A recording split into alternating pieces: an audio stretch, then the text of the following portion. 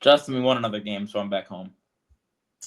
Yes, we did win another game. And for a second, I thought I would hop on here, give an introduction, and see you drop out of the literal sky like you did last time.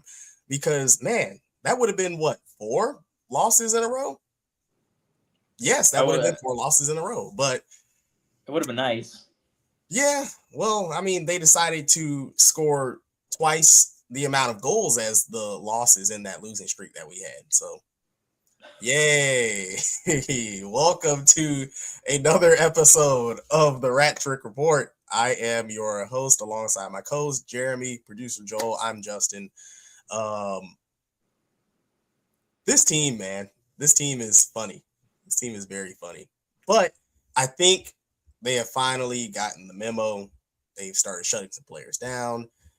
Some due to injuries, some healthy scratches here and there, but more or less, we're basically putting the Charlotte Checkers out there on the ice, and some teams you're just not going to beat with that kind of lineup. But then again, you have games like last night, as of this recording, where you beat a Ottawa Senators team that at the time was 2 points out of a playoff spot. They're fighting for their playoff lives, and you open up the first period with 5 unanswered goals. First off, congratulations to Noah Gregor on scoring the fastest goal in Florida Panthers Yes! history. Yes! I knew he was going to bring that up. Come on now. Noah Gregor, man. What was that, 8 seconds into the game? 8 seconds of the game. By the way, Justin, this is incredible for us because we were literally just talking. We off camera. We were just talking about the two fastest goals that were tied at the time, and we were kind of quizzing each other a few weeks ago. And It's true. then last night, Noah Gregor completely screws up everything and scores the Yes. fastest goal in Panthers history. So, 8 seconds into the game, puck gets by the defender. The fourth line starting out the game for the Florida Panthers. It just puck just pops up right in front, right onto Gregor's stick, and I mean, it could have happened. It couldn't have been any luckier, any better. We'll take those, I guess. Yeah. Um, I mean, Unfortunately, we ended up responding with that like 4 other goals as well that period. So oh boy. Well, I mean, I can say that Noah Gregor woke up that morning and had the strangest soul stirring desire to be the answer to a bonus points Panthers trivia night question at a local bar, maybe at Flanagan's one day. Because I mean, 8 seconds to start the game. I mean, the Amaret Vault is basically 70% empty anyway, but there was no one there and not in the vault. I mean, you're looking at the broadcast, people, and you know the Panthers haters, they have to screen capture as soon as it says rooms to go, face off. There's no one in the arena. Wow, the Panthers tanking is really getting the fair weather fans out of here, man. They don't have a fan base. They're not real fans. Have you seen traffic over there at any South Florida sporting team? Have you seen any of them? It's terrible, horrible. Plus, the game just started, man. Give us a break. We pretty much still put what 18K in the arena with yeah, a it was still bad team, 18,000 last night. We have the third best attendance in the league, and dude. I'm still hearing on a daily basis how our bandwagons are finally leaving. They they go on Twitter and we've won 2 cups in a row. Been to 3 cups in a row, rather 3 cup finals in a row, and the only dig they have left is bringing up jokes that were like from 2016 attendance jokes, man. What are we doing here? What are we doing here? Like, It's come on, man. we are still the attendance jokes in the Big 2026. It is a tales of old time like Celtics Shaq and Florida Panthers Jumbo Joe Thornton. Yes. Set to the sweet sounds of Outstanding by the Gap Band, Yes. aka as the youngins call it, the washed anthem. But we'll get into that game. I'm only referring to it as that game because there is no other way to describe It what the it heck is we the outlier in this season. saw. I feel like we've said this like 5, 6 times this season. We've had some strange outliers that just are not Panthers hockey. Wins and losses. But we can go into the game that we were actually watching as we recorded the last podcast. Wild from Minnesota, the state of hockey, defeat the Panthers Yes. 3-2 with a now stop me if you've heard this before, Jeremy, which I'm pretty sure you've stopped me like 5 times this season, but the Panthers tie the game up at 2 goals apiece in the last 2 minutes, and then the Panthers concede a goal within the last 10 seconds of the game. How many Joel times Eriksson will this Ek. keep happening? Joel Eriksson Ek, my beloved. What you have Let's done for my go. what you have done for my beloved tank. Harrison Eck, tank leader, tank general, tank commander. Oh man, I wouldn't want to go to war with anyone but him. Fantastic. Daniel Tarasov being so upset, just sitting there like, Dude, I did so much for this team for this game. he is a sleeper cell agent. He is actively trying to ruin the tank because 47 saves is diabolical against this wild team. This wild team that is gaining ground in the Central race. That's unbelievable. I don't know what he was on, but he was trying to turn into prime Patrick Waugh that night. He got to the bench and said like Paul in the locker room like pulled him aside and said, "Hey, do you realize we're actively trying to tank? Like, look at the guys that are playing beside you right now, and you are telling me that you're trying to play really good right now." And his only response probably was, "I'm a free agent, right? Like, you realize I'm a free agent and I'm trying to get a contract. So like, screw your tank. I want to win." See, I And would have then thought his response would be no goals. no, that's actually UC Saros. Oh, yeah, true. Well, oh, by the way, it's funny that we talk about Erickson or Erickson Eck. Do you happen to know his first name? Our producer. Producer Joel, we love you. On behalf of all Joels everywhere, we have to give your clan, your name clan, a special shout out because you guys really came in the clutch there for us. Yeah, 3-2 win against the Panthers. No one scored in the first period, which was shocking. And then the Panthers found themselves down 2-0 at the end of the first period.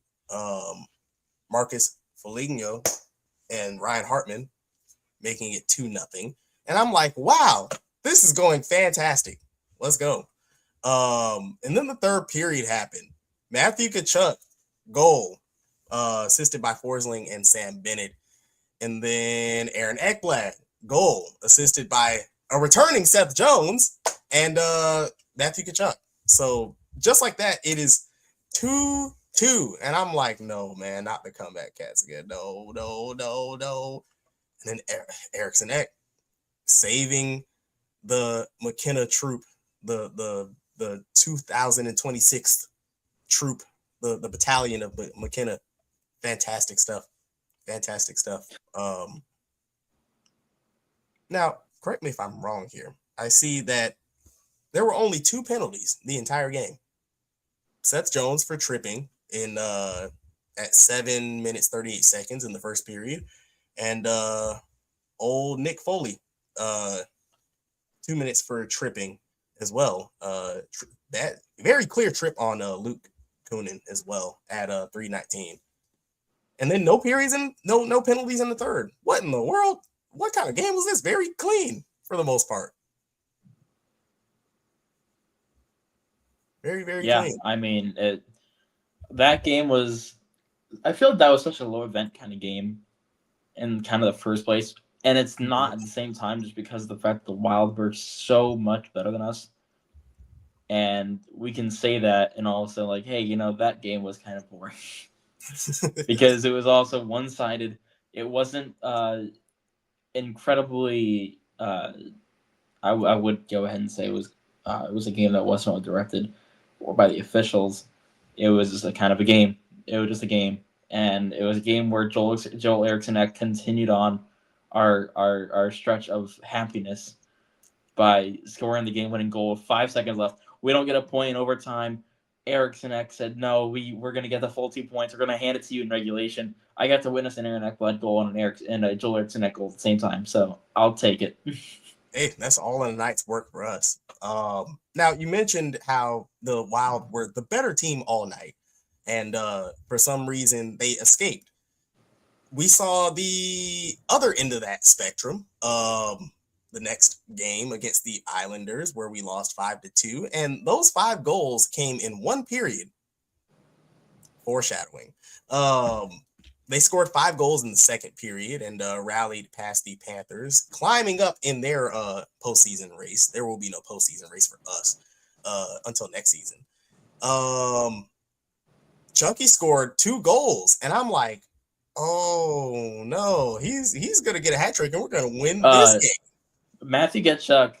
By the way, I was about ready to go off on the Islanders because Matthew Tkachuk scored a goal on a breakaway. Mm-hmm.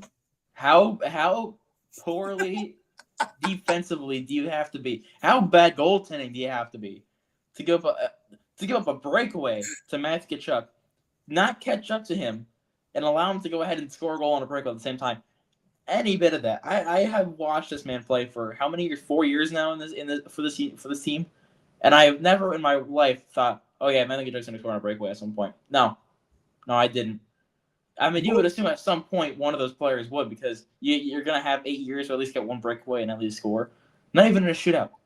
He had no chance. And he somehow did the impossible, scoring a breakaway. And then he doubled down on it and scoring a goal. And one of the best goals we'll ever see from a Florida Panther, dating back to our Alexander Barkov 2018 goal against Montreal. It was filthy. Oh, my gosh. Between the legs, man. Unassisted, by the way. That was all work from Matthew Tkachuk. I mean, the puck was loose, bouncing around, and I mean the puck was. You got 2 defenders in front of him, and just kind of battling away and getting in front of them. Just go ahead and flick that off his stick, and between the legs is so crazy. Just disgusting. Matthew Tkachuk. Filthy. This is the one thing, and I've seen it a lot already, but this is the one thing that Florida Panthers truly missed over the last couple seasons without a fully healthy Matthew Tkachuk in the lineup, because we saw Matthew Tkachuk what he could do in his first season with us, and I feel like we haven't gotten that fully healthy Matthew Tkachuk since he came back from that first injury he suffered in the Cup Finals in 2023. And I think we're finally seeing, for the first time in a very long time, a truly at his peak performance, Matthew Tkachuk. And that is a sight to behold, because this team is so much better when you have one of the best players in the league firing on all cylinders. And not only that, but it just gives you so much hope for the future, because having him at his tip-top shape just extends your cup window by so many years too. And so, I mean, just with that aside, it was also amazing to see the Panthers absolutely suck the next period. So, stop me if you heard this before, but the Panthers blow another multi-goal lead after the first period. I've heard that one a couple times, I feel like. Only a couple? I feel like I've heard it like about 20 times. I lost count at 80, I'll be honest.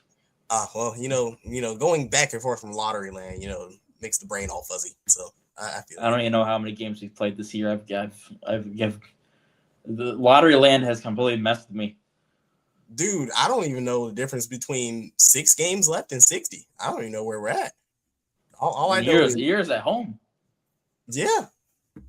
I mean, I looked at the schedule and I see we're playing. We're at the point in the schedule that we talked about like maybe 2 months ago on this podcast, where we're playing not one game against the Penguins in Pittsburgh, but 2 games against the Penguins in Pittsburgh, back-to-back days, back-to-back middle of the day games, afternoon games. Hilarious stuff. Gary Bettman was truly cooking with that one. Oh, he was. You just knew he was like, oh, they're gonna be in the middle of a playoff push too. Oh yeah, pencil that in there. But that did not happen. 5 unanswered goals in the second period from the Isles. That was fun to watch. Um, oh my gosh, oh my gosh, it's just crazy, crazy. Tarasov in net for that game as well. By the way, Yeah, another game for Tarasov. I feel like he's been kind of getting. It only took long enough to see more Tarasov and less Bob throughout the season, but we're finally getting more Tarasov or Bob. I feel like towards the latter half as they work on a contract extension. but see, that's the thing though. They waited until they already decided to mail it in to put Tarasov in more. They're like, yeah, we'll give you what you want, but it's too late now.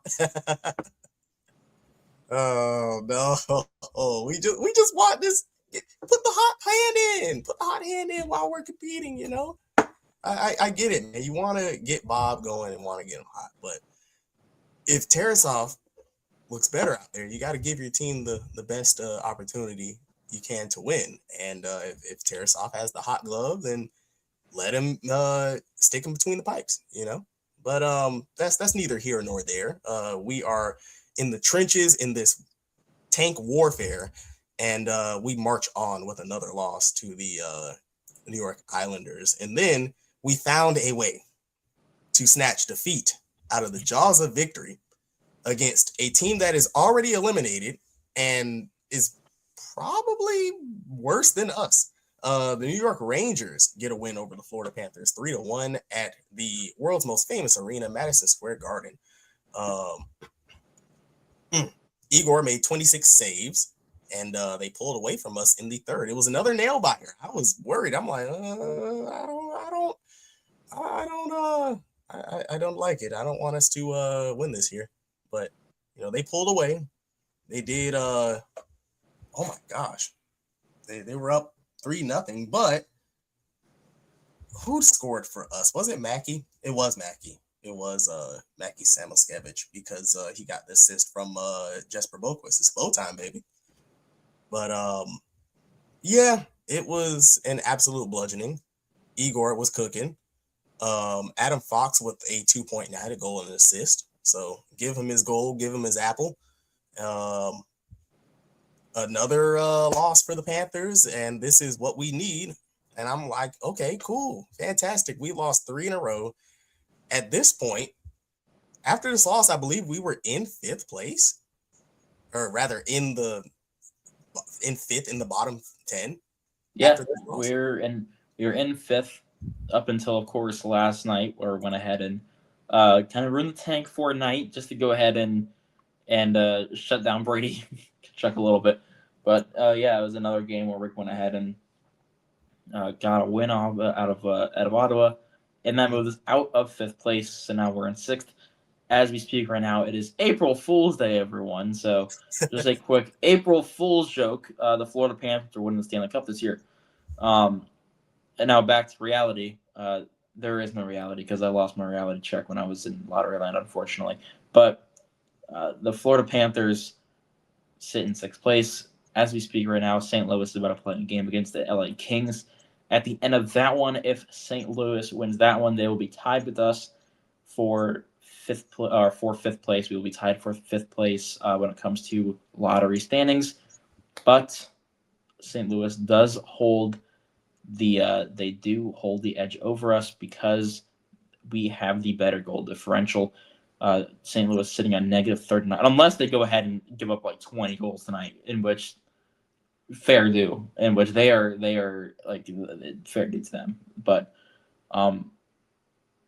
yeah, I mean they have to go ahead and win this one. But we're probably gonna remain in 6th place either way, unless St. Louis pulls out another win later on. But right now we're sitting in 6th place. We're sitting kind of pretty right now. And I say that, but I mean, if we win like 2 more games, we're right back out. It's like 11th place. So, I mean, you got like too many teams trying to tank and not enough spots. Well, you know what could have helped our goal differential just a little bit if we didn't score 6 goals. 4-point night for Chucky. 4-point night, bro. Multi-goal game for Carter Verhaeghe. Insane. Same, bro. A Noah Gregor goal, 8 seconds to the game in this economy. It had to be him. It just had to be him. God, in 20 years, he's gonna run so many people different quiz questions. I had to take a screenshot, and I will pull this up on my phone. I had to take a screenshot of the starting lineup for this team in that game. The starting lineup: Noah Gregor, Tomas Nosek, Jesper Boquist, the Don, Donovan Sabrenga, and Seth Jones with Tarasov between the pipes. That is a real starting lineup in the National Hockey League in the grand year of our Lord 2026. For a team that just won the Stanley Cup in back-to-back seasons and made the Cup Finals in 3 years in a row. And that is a team they are icing out. A team that is desperately hungry to make the playoffs and is 2 points out of a playoff spot.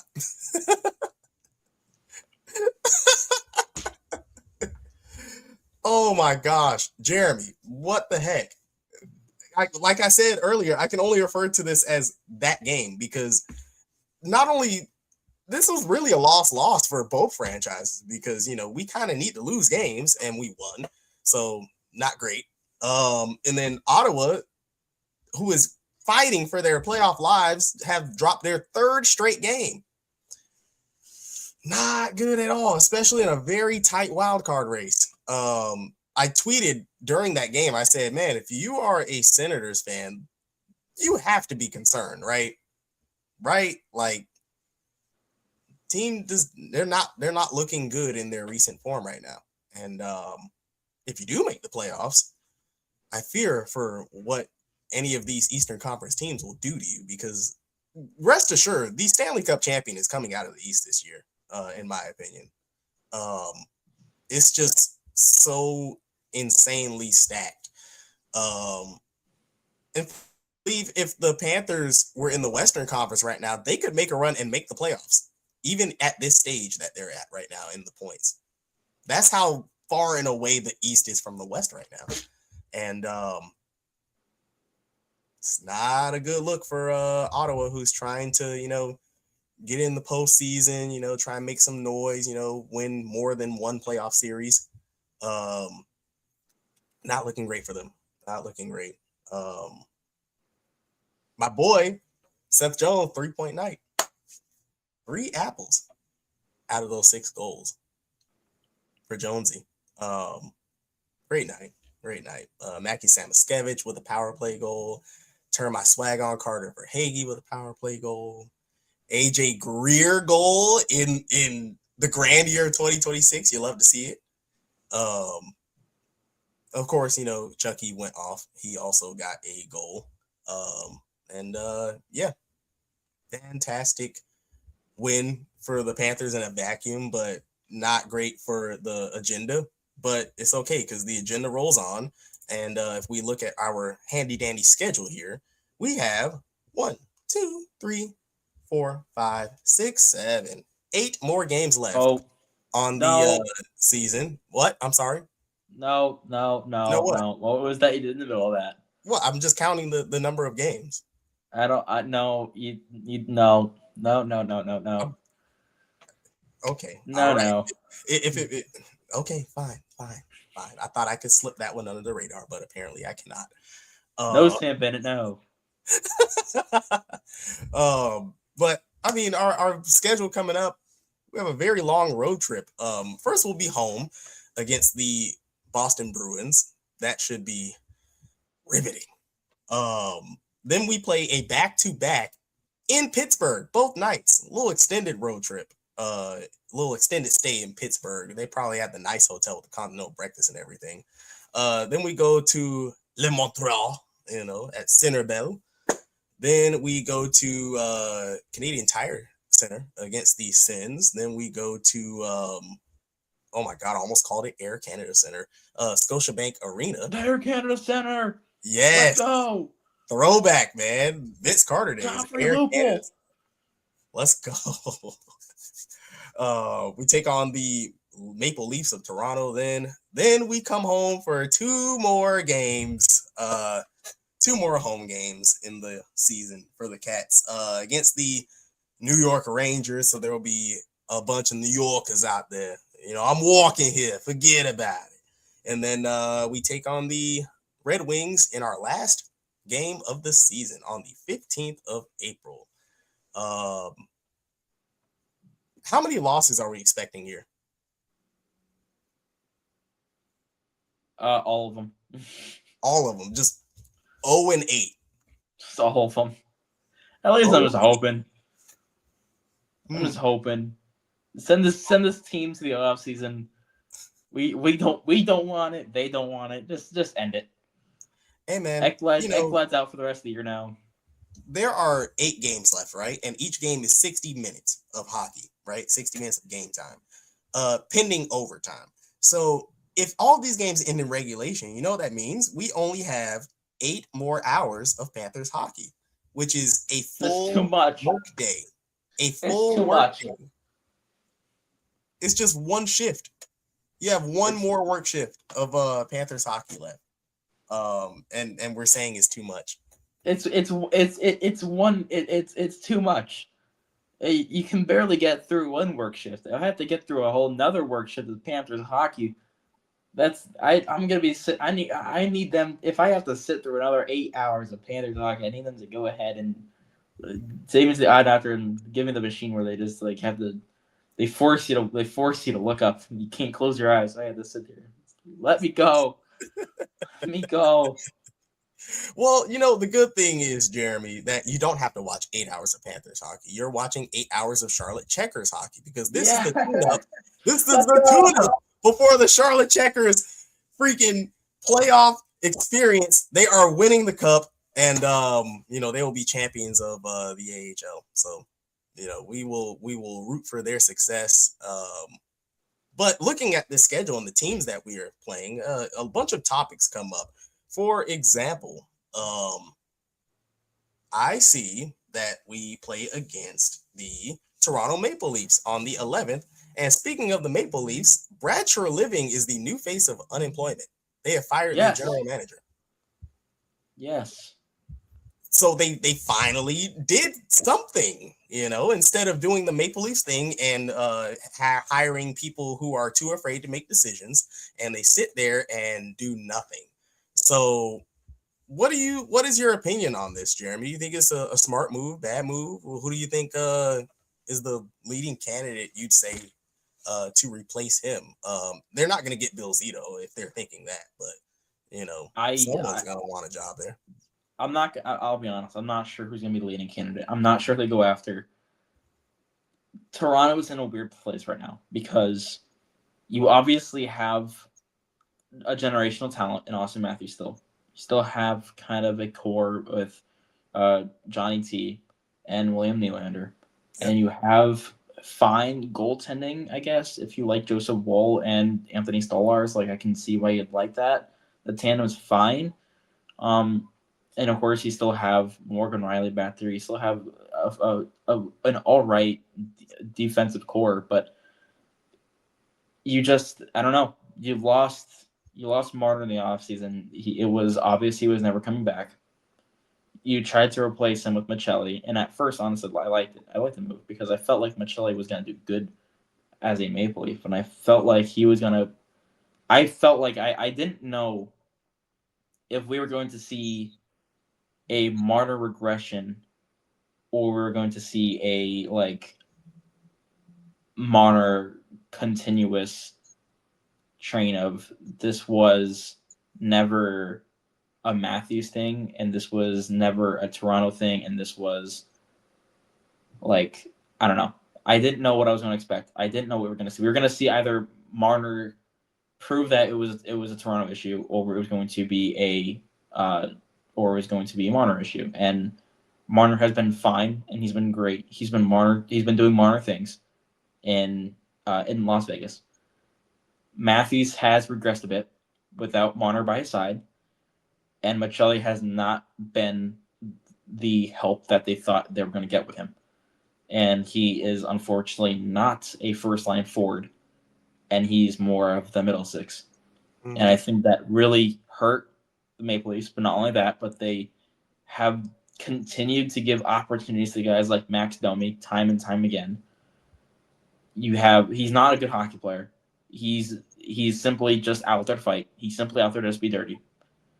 It's bad when he's out there just to fight Radko Gudas at this point. It's rough for the Maple Leafs. I don't know where they go from now, but I can't really believe that Brad Treliving made it this far into it. I feel like he's had a horrendous kind of time as a general manager for the Maple Leafs, and I think it just took too long. I don't think he was right. I don't think he was fit for the hire in the first place. This was a Kyle Dubas built team, and I felt like Dubas would have performed better than Brad Treliving did. And that's kind of saying something because the Maple Leafs had a good year last year. They probably made the Cup Finals. I have it in my head that if it doesn't matter who gets past that Panthers versus Maple Leaf series, whoever wins that is beating Carolina either way. Absolutely. Because what we saw out of Carolina was not good at all.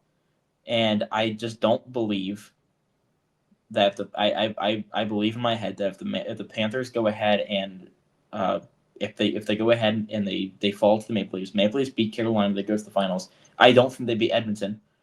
I don't think they were strong enough to beat Edmonton, but I do think they were strong enough to make the Cup Finals and get past Carolina in probably 6 games. And I think we're having a much different conversation in a matter of losing in round 2 and 7 and blowing after winning your first 2 games and then losing the next 4 and 5, compared to, hey, we lost in the Cup Finals. We made it to the Cup Finals.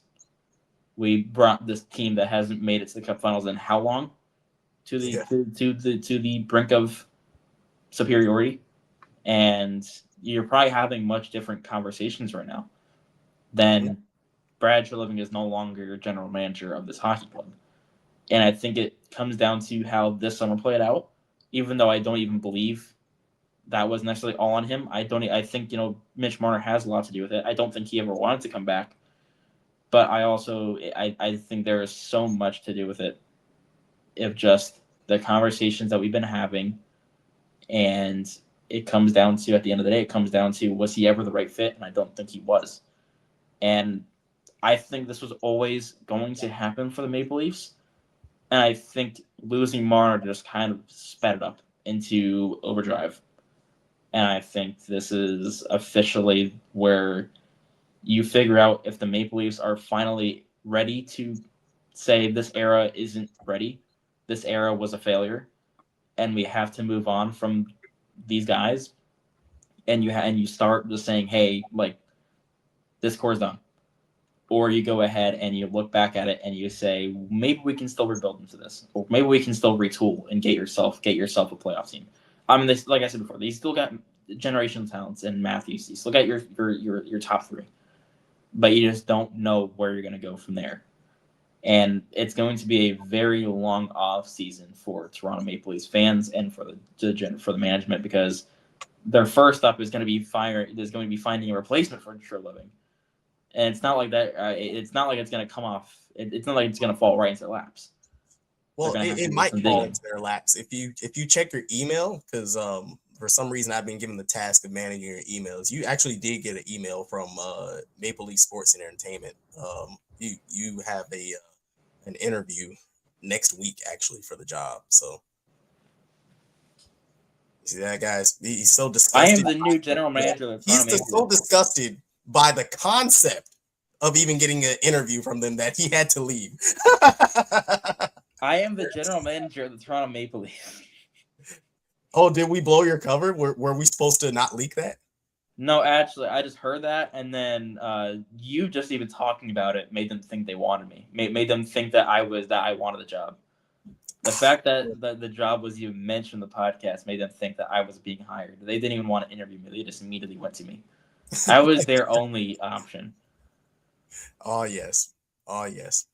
Dude, you mentioned Mitch Marner, and that actually fired my neurons, because we never even talked about the fact that there is a new coach behind the bench Yes. in Vegas. Old torts, as if we needed another reason to hate the Vegas Golden Knights. Oh my god.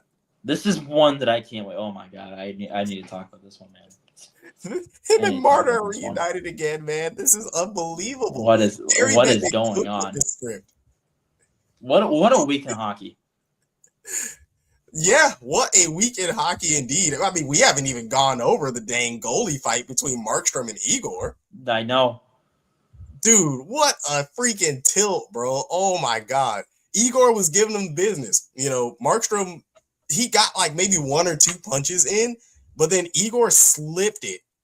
And we were talking about this before we went He went live. down. He hit him with like 4 consecutive uppercuts in like 2 seconds. I'm like, ooh. He went to town on Markstrom in that period, about 5 seconds, and like it was a little bit of a rough tilt, especially for Markstrom, because he skated all the way to the other side of the ice to go ahead and fight him, and then he went ahead and got clowned on. Oh, dude, if I skate from one end of the ice to the other just to get folded like an omelet, bro, I'm hanging the skates up, bro. I'm done. Isn't it so like interesting to watch a former Florida Panther get beaten by a future Florida Panther? That is very interesting. Panther on Panther crime, man. Oh, and just to go ahead and throw the Panthers into the mix again, just another quick shout out, Sergei Bobrovsky, for going ahead and starting this whole trend of goalies fighting. Yes, thank you, Bobby. You have rejuvenated my love for the game, man. Beautiful game. I love seeing goalies fight each other because it is so out of the ordinary. You see these big old lumbering marshmallow looking men with their big pads and their 100 pounds of gear and their masks that may or may not have AirPods, playing Nuck If You Buck playing in there as they go, and they have to take off the glove, they have to take off the blocker, you got to throw the big old stick out the way. It's so much equipment that they have to get off just to take the mask off and start wailing on each other. It's so funny, it's so cool, and I get so hyped watching it. It just hits different than any like old regular fight between, two forwards and defensemen. But when you see two goalies going at it, I'm like, man, this is hockey, man. This is what it's all about, bro. Let's go. If Roberto Luongo played with AirPods in his mask, what do we think he's listening to? Because I think I have an idea. Well, considering he last played in a playoff game with the Panthers, I want to say this was 2015, 2016, somewhere in there. John Tavares. Oh God, I hate that name, but you know what? It's okay. We got our revenge against him. We got to get back. We did get our lick back. Man, what would old Lou be listening to in the AirPods in his mask, the mask pods? You know what? I think he will be listening to some. You know what? He's very cool, calm, collected. Just chilling. He's probably listening to some Sergio Mendes. Mas que nada. Some Brazil 66. I'm thinking he's listening to Tim Thomas's quotes. Yeah, that makes sense. That makes sense. He's listening to that, and he's also listening to his skit with Corey Schneider he did with the Canucks. He's listening to Luongo poetry. Blue poetry, man. Oh, you just took me way back with that one. Oh my gosh. Jeremy, what would you be listening to in your mask pods if you were the goalie for the Florida Panthers? What would I be listening to if I was the goalie for the Florida Panthers? What would you be listening to first? I need to hear you first. Well, I should preface this by saying that these pods are in while you're playing. So if I'm listening to music while I'm playing goalie for the Cats, I'm probably going to be listening to probably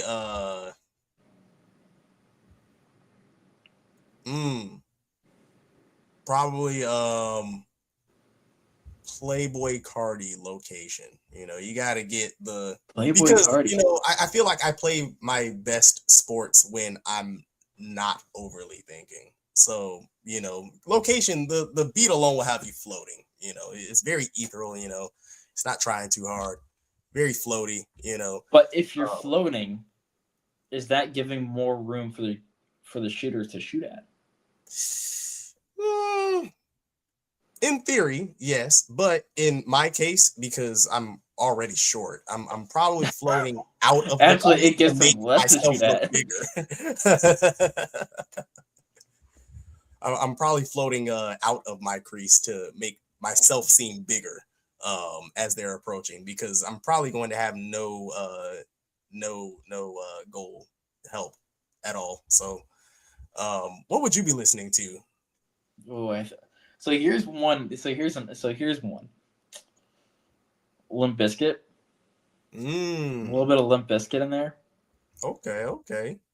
Got a Just good go old ahead and listen to the most outrageous thing possible as you're like trying to make a save, and you just got Nookie playing in the background as you have guys trying to screen you, and you're trying to make a save on the power play.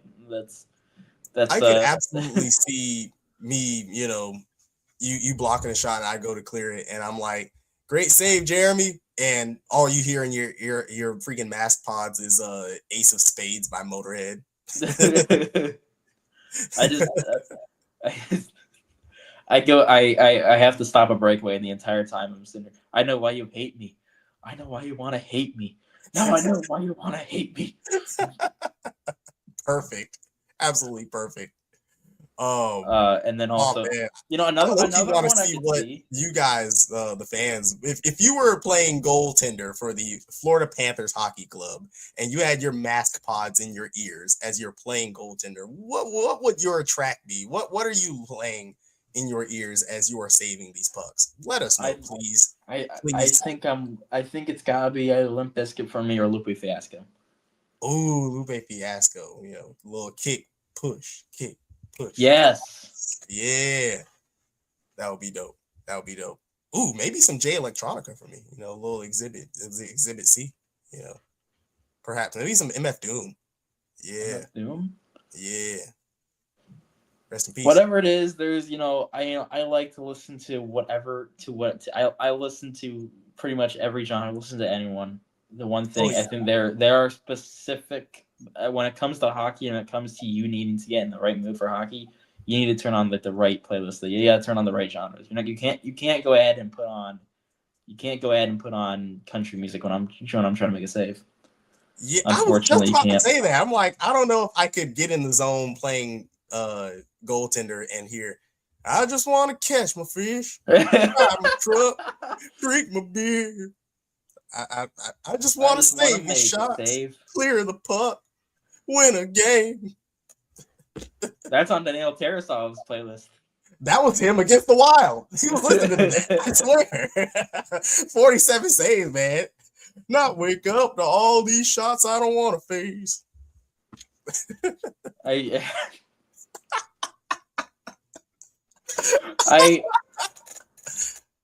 I I love country music, but unfortunately, if I have to listen to Loda Zap Brown Band, I'm probably gonna wind up letting in 8 goals a game, and they're gonna look at me after the game, and I'm gonna be crying in the corner. Yeah. Yeah. Man, that reminds me. Totally off topic, but you know, speaking of the beautiful game, have you heard the first song on the World Cup album? What is it? Lighter or Higher or something by Jelly Roll? Oh boy. Oh, dude. I think they told these cats, no pun intended, to make a song for football. Them saying football, they mean soccer. But I think when they heard football, they thought hand egg. So if you put that music to like a montage of college football, it fits perfectly. That song should be the anthem of SEC football next season. But when I see Messi and Ronaldo and Yamal and Mbappe clips, Christian Pulisic with that song, I'm like, nah, not quite my tempo. Christian Pulisic in that conversation of all those players who invited blood. Hey man, you know, I hear he's the LeBron James of soccer, whatever that means. I heard that from the random USA fan who was walking in the street who's never watched soccer in his life outside of the 3 American losses in the World Cup. There were probably like 30,000 of those at the Belgium friendly that I went to this past weekend, and there were 66,000 people there, and we got profuse belt to behind at the hands of them, and we scored first. It was almost like going to a Panthers game. I'm like, hey, 1-0, and then they said, all right, playtime's over. We're gonna score 5 unanswered goals, and you're gonna get a little Make-A-Wish goal here to make it a little closer. Chris Paul, 5-2 was the final. That was terrible. And then we just got dos a cero against Portugal yesterday. So that was also terrible. I don't know if we're going to make it out of our own group. And this might be the easiest group we have ever had in the World Cup, which is concerning. But, yeah. I don't think it matters what they go ahead and come up with for the World Cup soundtrack outside of this. It doesn't matter because the only song I'll be bumping any day of the week is Waving Flag. That is true. You can go ahead and come up with any song. No, Waka Waka? I mean, Waka Waka's got to be there. I mean, Waka Waka, obviously, it's got to be there. And there's obviously, you can pick almost any song from like the past 9 World Cups, and like any one of those is probably gonna play. But the one song that will always be on mine play. There's only one World Cup song to have ever made my actual light song is playlist, and that was Waving Flag. Because it doesn't matter what mood I'm in. If I hear Waving Flag start playing, I'm getting up and starting sprinting through a wall. Man, that South Africa World Cup was so memorable. So memorable. It brings me back to the days where our Team USA team was led by actual great leaders.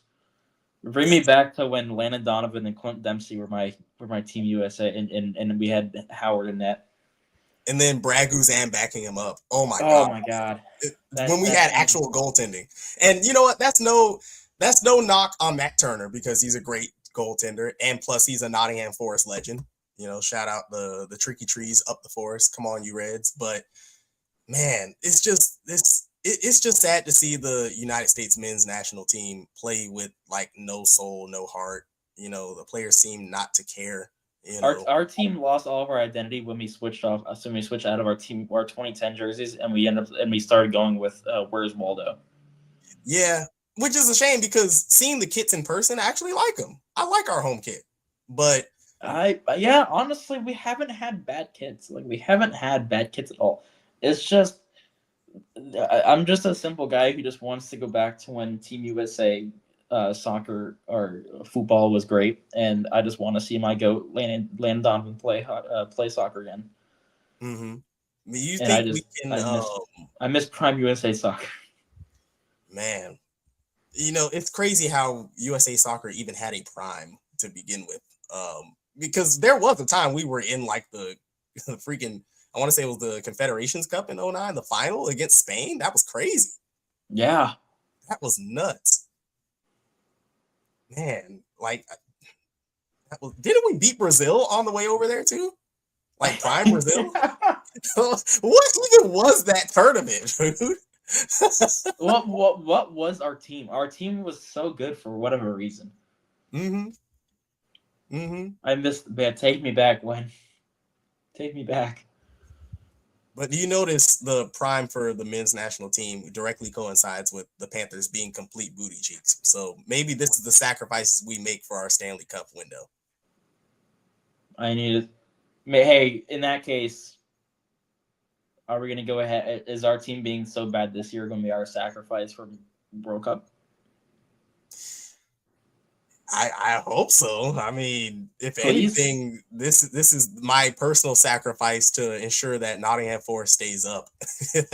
If we lose like every game in the group stage and we don't make it out of the group stage, I'm unfortunately going to be stealing your line and saying, can we get much lower?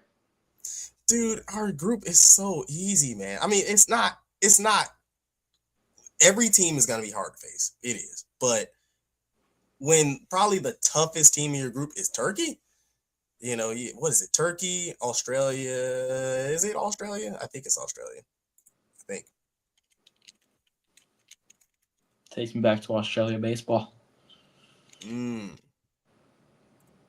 Let's see. Yes. So our group is Paraguay, Australia, and Turkey. Turkey will easily be our toughest group or toughest team in the group, easily. But man, like if you don't finish top 2 in this group, what are we doing? It's a scary time for USA. And you know what the sad part is? It could be worse. You could be a fan of the Reggae Boys and Jamaica, because that qualifier final was genuinely one of the biggest acts of terrorism to the beautiful game I have ever seen. You have Jamaica, who cannot stop shooting long balls from their own end directly, not even directly, directly to the goalkeeper, with like your season on the line, your World Cup dreams on the line with like 2 minutes left. What are we doing? And then Congo, who freaking, as soon as they score any type of goal, they go directly into park the bus. I'm talking, they're playing a 1-2-7, 7 people in the back. They are building a gigantic wall so you cannot score on them. It's insane. It was quite frankly disgusting football on Jamaica's part. And I think the Reggae Boys are cursed. They haven't been to a World Cup since France 98.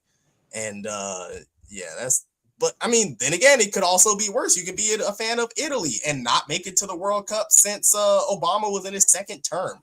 Brazil, 2014. That was the last time Italy made a World Cup. They were celebrating when Bosnia upset Wales. They were like, hey, we finally go to the World Cup. All we got to do is beat Bosnia.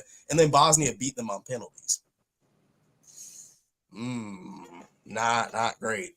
Not great. So they're going to Cancun. They'll be on Couch FC watching along with the rest of us.